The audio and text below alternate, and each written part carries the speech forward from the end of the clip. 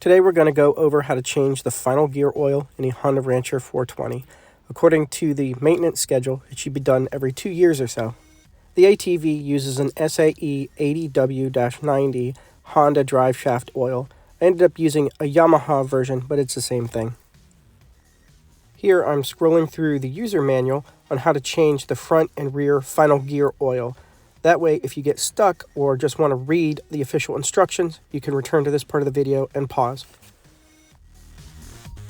In addition to the oil, you're going to need an oil pan as well as a 10 and 17 millimeter socket wrench.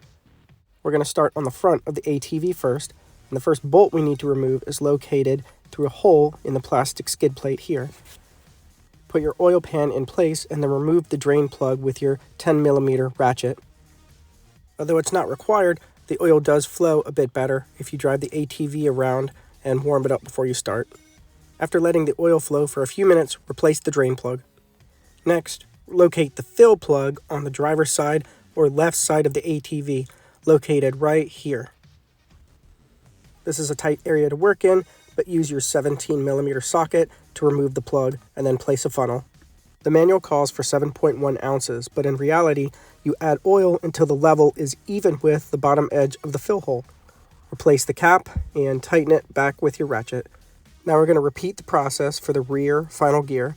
You can find the drain plug through a hole in the plastic skid plate right here.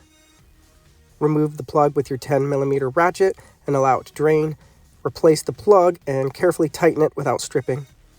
Now locate the rear fill plug on the right side or passenger side of the vehicle. Remove the plug with your 17 millimeter ratchet and place a funnel. Per the manual, you'll be adding 4.2 ounces. But again, just like in the front, you're trying to add oil until the oil level is equal to or level with the bottom edge of the plug hole. Replace the fill cap and tighten it back down, making sure there's no debris located on the O-ring. Now that the process is complete, it's always good to take the four-wheeler for a spin for an op check and to log all your maintenance.